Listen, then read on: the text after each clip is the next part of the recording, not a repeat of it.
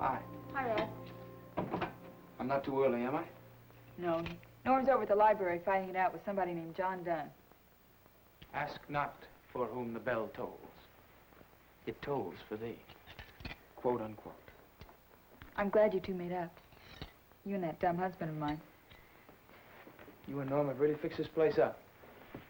Well, Norm says a man's house is his castle. He calls this the dungeon. Guess that's not very funny. Hey, you don't seem quite with it tonight. Oh, I'm sorry. I guess I was somewhere else. Allison? Well, that's part of it. When you made up with her after the trial, I was so sure it would last. You know, happy ending, like me and Norm. I guess things don't always turn out the way you want them to, do they? Or maybe they still could. I doubt it. I didn't mean to butt in. Just I know how awful it is to be lonely. What do you mean, lonely? Well, aren't you? Are you kidding? I don't have time to be lonely. I got people running in and out of my garage all day long. Oh, well, they don't count. How do you figure?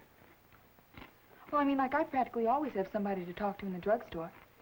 Sometimes right in the middle of my asking, how's the baby, or that'll be $1.98 plus tax. I stop and think, what if I didn't have Norm? What if I came up here to this apartment and he wasn't here? I get a lump in my throat. I get scared. You two haven't been fighting, have you? No, just that I know what I have and I couldn't stand to lose it. It's weird about things. I remember you from high school. I stood behind you once in the cafeteria. Rodney Harrington. You were so in and I was so out. I wouldn't have dared to say hello to you if my life depended on it. And now I'm just the tired old brother-in-law? Oh, I didn't mean that. It's just that Norm and I were both so messed up. But you and Allison were... Look, you got found, and we got lost. That's the way it goes. Do you really feel like you're lost, Rod? No, not really. I'll tell you what. As long as you keep a light burning in the window, there's always a place I can call home.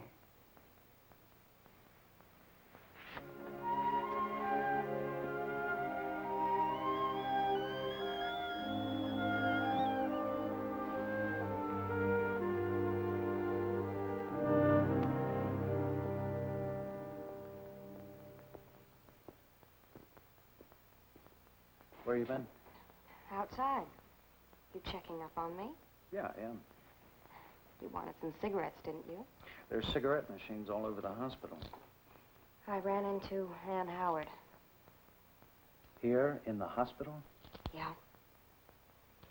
Man, she's got a lot of nerve.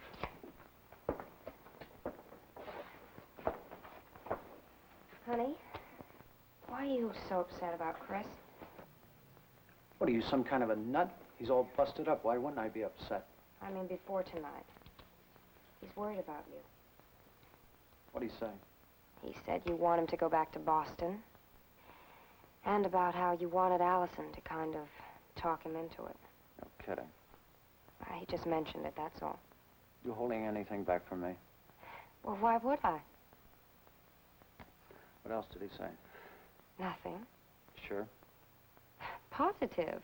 Listen, I want my brother left alone. I wanted him left alone tonight on the wharf.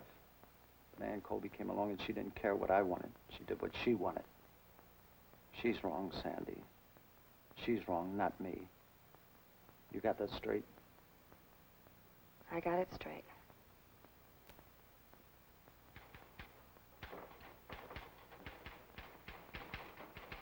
Dr. Morton, emergency.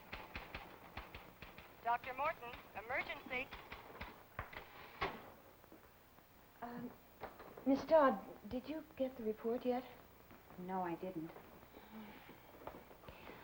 I've been straightening up the therapy room. Use the phone. Of course.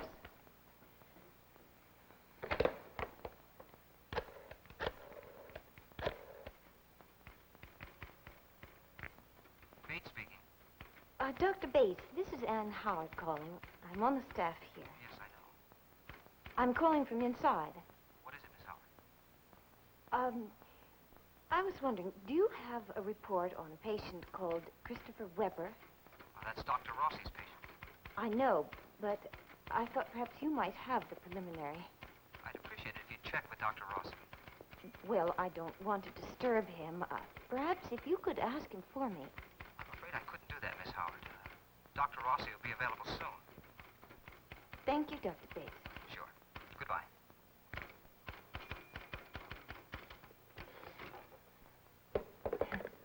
Rules.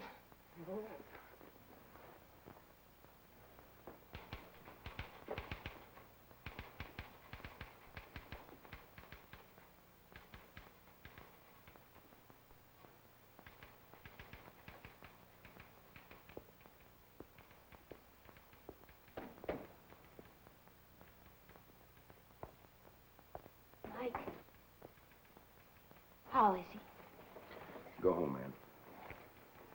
They wouldn't tell me anything. They said I had to ask you. I don't feel like going through a full medical report right now. Oh, please, Mike. Ann, did you go to the wharf to see him tonight? Yes, Why? I had to. After we both decided it would be best for everyone concerned if you stayed away from him? Oh, you don't understand. No, I don't. Not anymore. I had to talk to him. What was there left to say? I mean, hadn't you said it all over and over and over again? I know, but... But you had to go over it one more time. Ann, don't you understand? He's trying to forget about what happened to him. All right, maybe you can't. But that doesn't mean everyone else should have to relive it. Or don't you care anymore? Oh, how can you say that, Mike?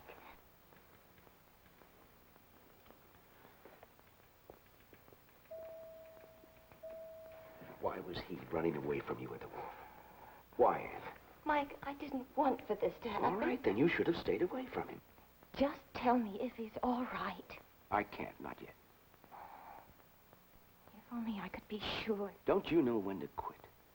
Chris Weber's here in the hospital now because he tried to get away from you and because you couldn't or you wouldn't let him do it. Couldn't help it. Well, that makes it even worse. Because you lost control, he's here in the hospital. Look, I'm not talking to you now as Mike Rossi. I'm speaking strictly as Chris Weber's doctor. And I want you to stay away from my patient. Mike, please All right, don't. go on with your investigation if you have to. But let Stephen Cord do that. As long as Chris Weber's in this hospital, I don't want you anywhere near him.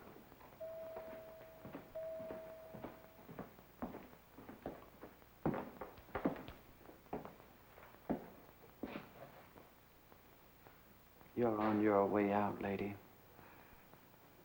All the way out.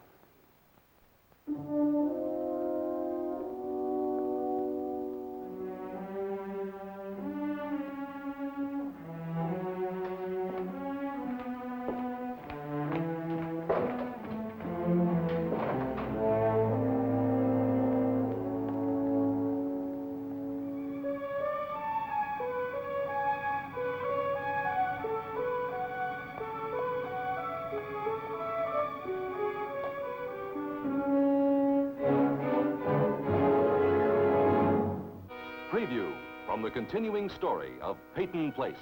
Trust me, Rodney. Have faith in me. Take my hand, Rodney. Trust me. You didn't belong here as Mrs. Rodney Harrington.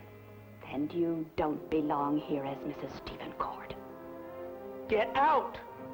Get out of my life. Now!